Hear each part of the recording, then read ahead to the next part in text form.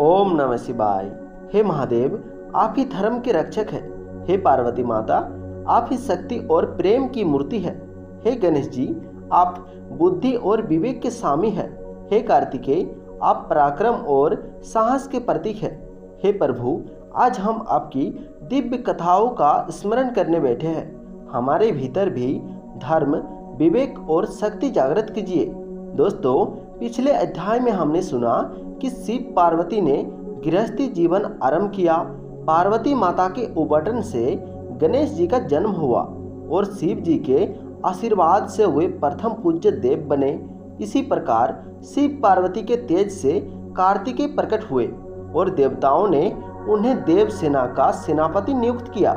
दोस्तों, अगले अध्याय में आप सुनेंगे कार्तिकेय और गणेश जी के बीच ज्ञान की अद्भुत परीक्षा। कैसे गणेश जी ने सृष्टि का चक्कर लगाकर सबको चकित किया और क्यों उन्हें विद्या और ज्ञान का अधिपति कहा गया। लेकिन उससे पहले आइए सुनते हैं आज की प्रेरणादायक कथा को।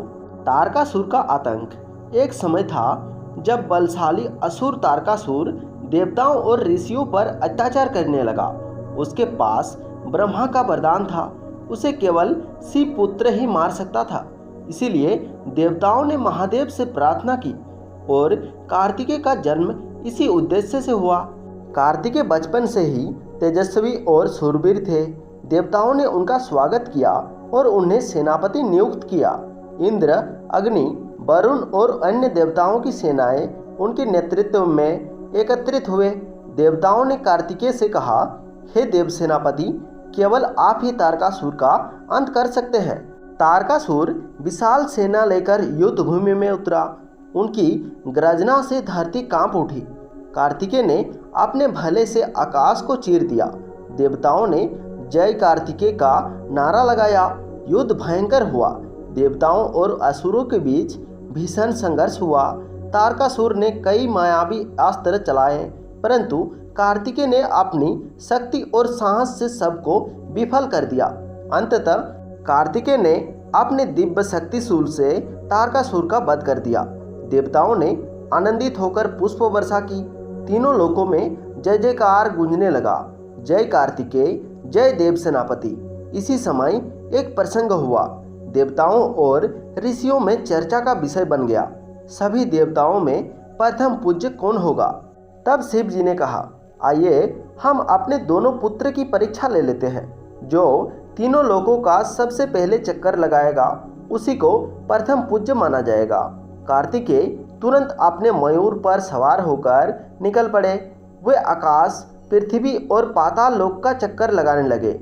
लेकिन गणेश जी ने गहरी मुस्कान के साथ अपने माता पिता शिव और पार्वती की परिक्रमा कर ली और गणेश जी ने कहा, मेरे लिए माता पिता ही तीनों लोक है। इनकी परिक्रमा करना ही संपूर्ण जगत की परिक्रमा है। सभी ऋषि मुनि सतबद्ध रह गए। शिव जी और पार्वती मुस्कुराए और बोले, गणेश जी, आपकी बुद्धि अद्वितीय है। आज से आप ही प्रथम पूज्य देवता कहलाएंगे। तभी से किसी भी पूजा, व्रत या अनुष्ठान की शुरुआत गणेश जी के स्मरण के साथ किया जाता है। दोस्तों, इस अध्याय से हमें कई बातें सीखने को मिलती है। जैसे कार्तिकेय ने किया, शक्ति और साहस धर्म की रक्षा के लिए आवश्यक है। बुद्धि और विवेक जीवन को सफल बनाते हैं। जैसे गणेश जी ने दिखाया कि माता पिता ही सच्चे देवता हैं। जो अपने माता पिता का सम्मान करता है वही जीवन में महान बनता है। हे कार्तिकेय, हमें साहस और धर्म की रक्षा का संकल्प दीजिए। हे गणेश जी, हमें बुद्धि, विवेक और नम्रता का वरदान दीजिए।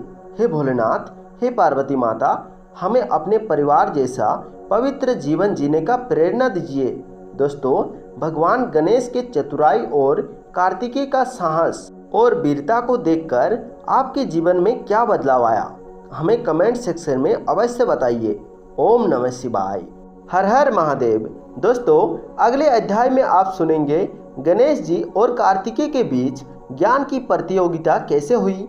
कैसे गणेश जी ने अपनी बुद्धि से सबको चकित किया और क्यों उन्हें विद्या, ज्ञान और सिद्धि का अधिपति माना गया। दोस्तों, आज की कथा यहीं पर समाप्त होती है। मिलते हैं अगले अध्याय 10 में कल सुबह 6 बजे। ओम नमः शिवाय, ओम नमः शिवाय। जय माँ पार्वती।